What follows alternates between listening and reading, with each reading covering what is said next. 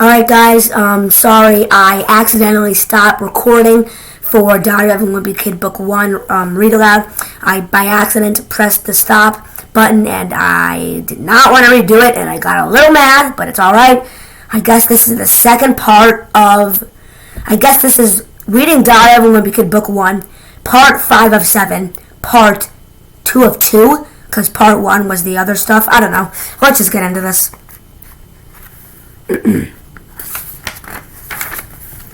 They wanted to invent a robot that would give you dating advice and have 10 types of lip gloss on its fingertips. All us guys thought this was the stupidest idea we ever heard, so we ended up splitting into two groups, girls and boys. The boys went to the other side of the room while the girls stood around talking.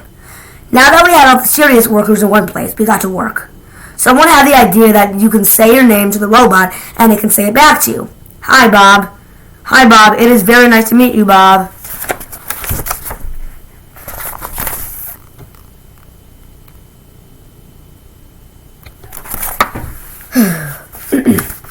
But then someone else pointed out that you shouldn't be able to use bad words for your name because the robot shouldn't be able to curse. So we decided we should come up with a list of all the bad words the robot shouldn't be able to say. We came up with all the regular bad words, but then Ricky Fisher came up with 20 more of that. We came up with all the regular bad words, but then Ricky Fisher came up with 20 more the rest of us had never even heard of. The rest of us had never even heard before. So Ricky ended up being one of the most valuable contributors on this project. Right before the bell rang, Mr. Darnell came back in the room to check on our progress. He picked up the piece of paper we were writing on and read it over. To make a long story short, independent study is canceled for the rest of the year. Well, at least it is for us boys. So if the robots in the future are going around with cherry lip gloss for fingers, at least now you know how it all got started. Thursday. In school today, they had a general assembly and it showed the movie It's Great to Be Me, which they show us every year. The movie is all about how you should be happy with who you are and not change anything about yourself. To be honest with you, I think that's a really dumb message to be telling kids, especially the ones at my school. It's great to be me. Shove. Ha ha ha.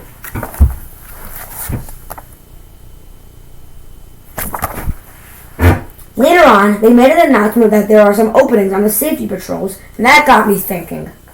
If someone picks on a safety patrol, it can get them suspended. The way I figure it, I can use any extra protection I can get. Plus, I realize that maybe being in a position of authority could be good for me.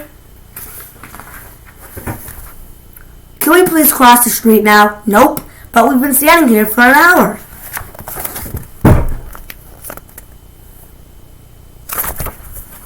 I went down to Mr. Winsky's office and signed myself up, and I got Rowley to sign up too.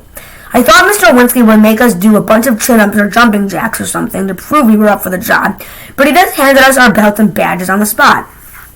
Mr. Winsky said the openings were for a special assignment. Our school is right next to the elementary school, and they've got a half-day kindergarten there. He wants us to walk the morning session kids home in the middle of the day. I realized that meant we would miss 20 minutes of pre-algebra. Rowley must have figured that out too because he started to speak up, but I gave him a wicked pinch underneath the desk before he could finish his sentence. But we would miss Yowie!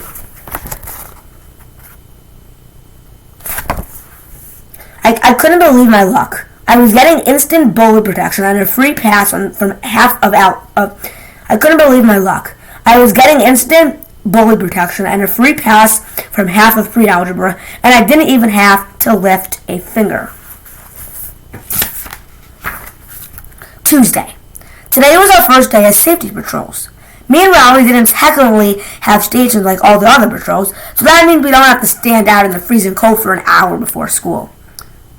But that didn't stop us from coming to the cafeteria for the free hot chocolate they hand out to the other patrols before homeroom. Clink.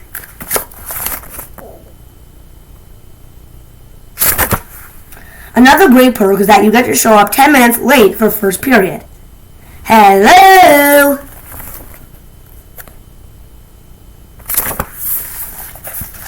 I'm telling you, I've got it made with this safety patrol thing. At 12:15, me and Rowley left school and walked the kindergartners home.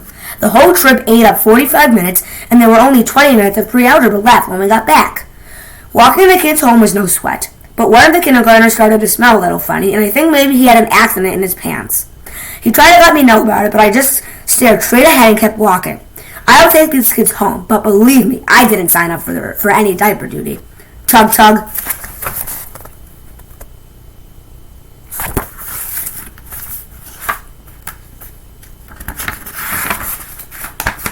February, Wednesday.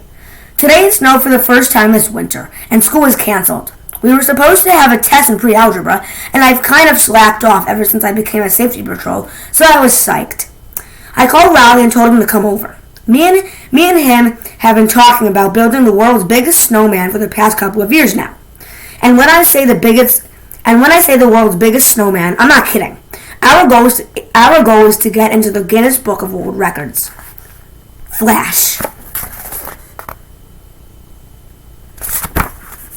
But every time we've gotten serious about going for the record, all the snow has melted and we've missed our window of opportunity. So this year, I wanted to get started right away. When Riley came over, we started rolling the first snowball to make the base. I figured the base was going to have to be at least 8 feet tall on its own if we wanted to have a shot at breaking the record.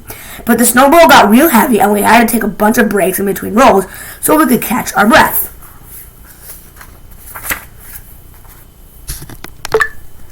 Grunt, wheeze.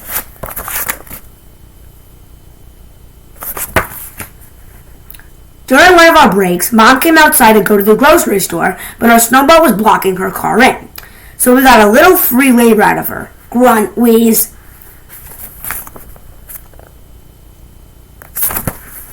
After our break, me and Riley pushed that snowball until we couldn't push it any farther. But when we looked behind us, we saw the mess we had made. The snowball had gotten so heavy that it tore up all the sod Dad had just laid down this fall. I was hoping it would snow a few more inches and cover up our tracks, but just like that, it stopped snowing. Uh-oh. Our plan to build the world's biggest snowman was starting to fall apart, so I came up with a better idea for our snowball. Every time it snows, the kids from Worley Street use our hill for sledding, even though this isn't their neighborhood.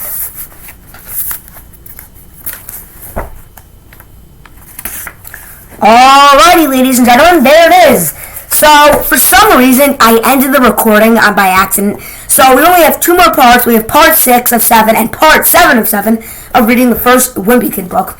So, yeah, guys, hope you enjoyed. I guess this is like reading Diary of the Wimpy Kid book 1, part 5, part 2 of 2, because there were 2 parts for part 5 of 7.